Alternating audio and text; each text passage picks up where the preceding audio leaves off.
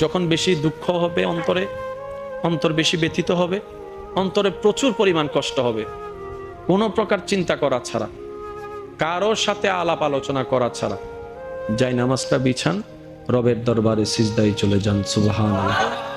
চোখটা বন্ধ করেন, চোখের পানি ছাড়তে থাকেন, মন হালকা হতে থাকবে, সিজদায় রবকে বলতে থাকেন, যা বলার বলতে থাকেন, যেভাবে বলার বলতে থাকেন।